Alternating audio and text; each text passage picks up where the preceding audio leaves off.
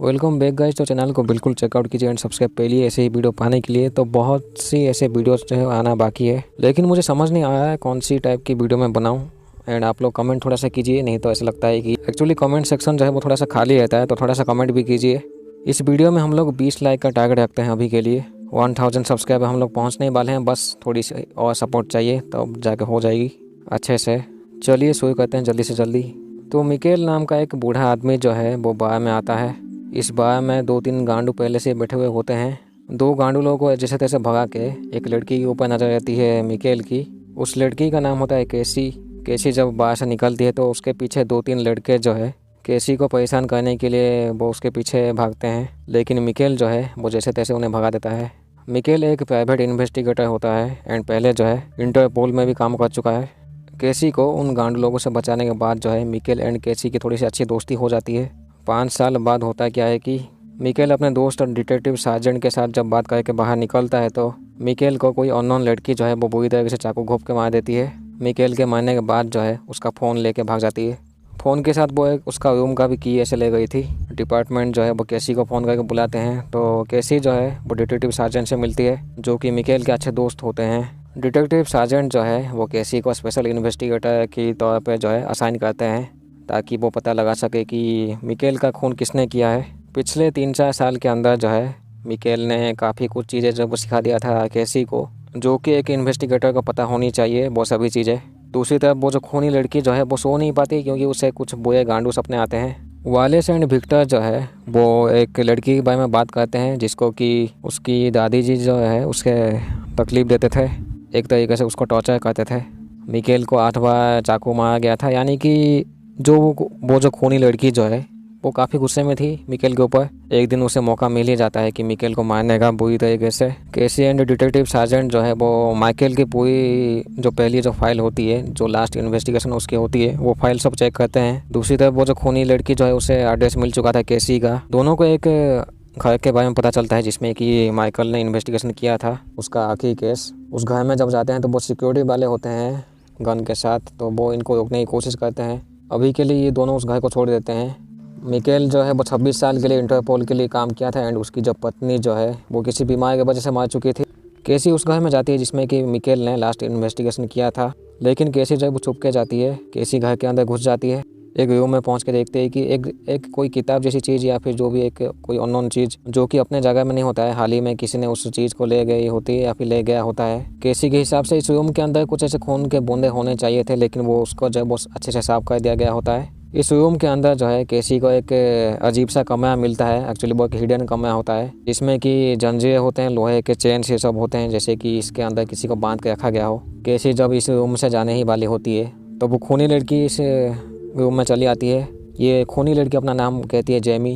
केसी पूछती है उसने मिकेल को क्यों मारा, तो जेमी कुछ ठीक से बताती नहीं है। वो एक तरीके से वैसे कहती है कि जैसे कि उसने मिकेल को इसलिए मारा क्योंकि वो किसी चीज़ से जुड़ा हुआ था। ऐसे भी हम लोग मान सकते हैं कि जो जेमी जो है वो किसी को ढूंढ रही थी, उसको एक्चुअली वो अपने दुश्मन को, लेकिन उसे लगा कि मिकेल भी उस चीज़ से जुड़ा हुआ है तो वो उसको मार दी 8 बार चाकू घोंप के। जेमी अपना डेट ऑफ बर्थ बता के जो है भाग जाती है।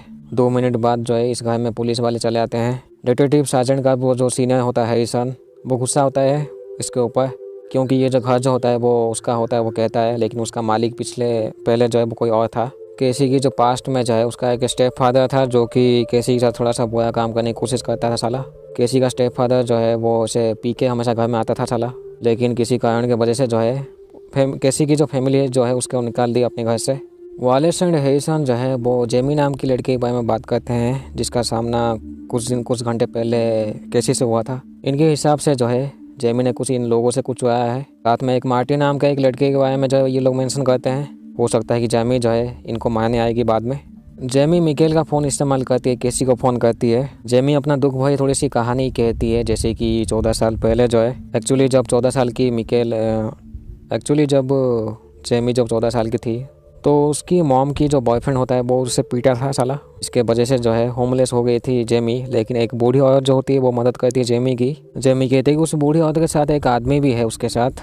इतना कह के वो फ़ोन काट देती है। तो यहाँ पे जो है वालेस एंड ये लोग 4 लोग जो होते हैं इनको थोड़ी सी फिक्र होती है। इन्हें लगता है कि ये लोग जो काम करते हैं उस काम में जो है जिसको ये लोग उस काम में शामिल किए थे वो कहीं भाग चुकी है या फिर वो कहीं भाग चुका है, तो उसको ठुकाई करना पड़ेगा।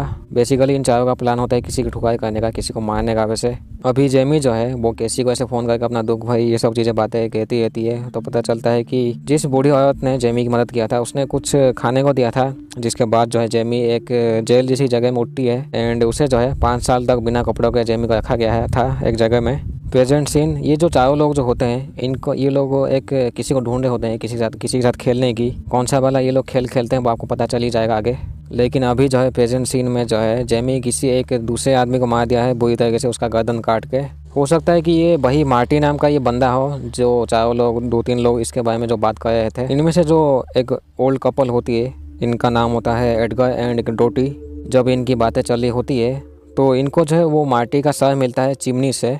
जेमी अभी केसी को फ़ोन करके बताती है कि अभी जो है वो अभी 4 लोगों को मारना चाहती है बुरी तरीके से। नेक्स्ट टारगेट जो है वो हो सकता है वो वालिस बुढ़ी हो, ऐसे कह के वो फ़ोन काट देती है।